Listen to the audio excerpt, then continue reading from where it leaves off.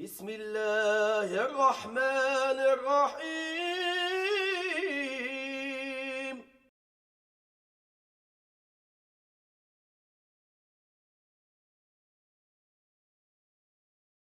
This is a crisis of metaphysics, that you have to have a worldview that determines how you perceive reality. And we have a worldview that's been lost. The Muslims lost it. They had it.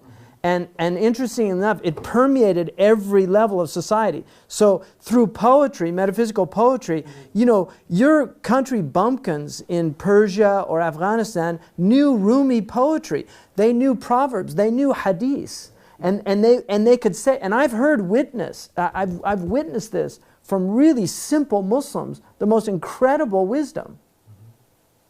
But that's been lost, and our culture had it with Christianity to a large degree. It's been removed, and we're living in a world of appetites. We are in an unreasonable world between spirit and appetite.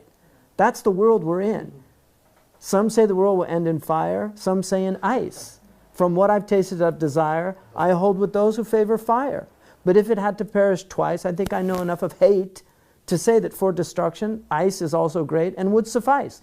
So that's frost. It's appetite or spirit. That's what's going to kill us. The way that these ideas permeated was through popular culture, poetry, hadith, early to bed, early rise, makes a man healthy, wealthy, wise. These things were axioms, or by which people live their lives.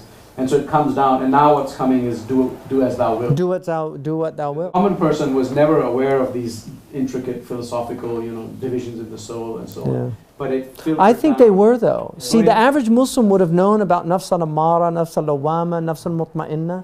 I think it was very common knowledge. Okay. Even the common people were in Sufi turuq. I mean, 80% of Moroccans 100 years ago were affiliated with the Sufi tariqah.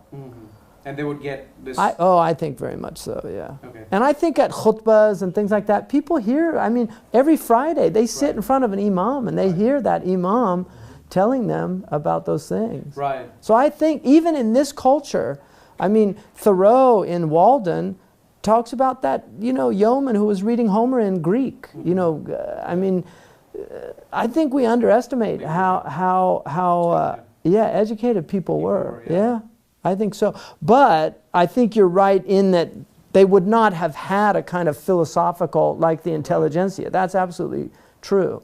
But I do think that they would have known a lot of principles that have been completely lost on modern people. Like Hindus. Hindus, to this day, they know that you shouldn't pursue these gross desires, and it's going to accrue bad karma. Right. And you shouldn't treat people. They know they have a metaphysical foundation. And we, in our culture, we have certain things, like what goes around comes around, right? Like people will say that, right? And I think, I would challenge you, John, in that I think a lot of people do know, like obey your thirst. Did you ever see that billboard? Right. Yeah. I think there's people know what appetites are. Like, I really shouldn't be having a second piece. People do know that, that they're doing things, they're transgressing. Oh God, I had a horrible weekend. We just watched television. I think a lot of people know, and hence one of the biggest industries in our country is self-help books. And just go look at the titles: how to overcome your addictions, how to do this, how to do that.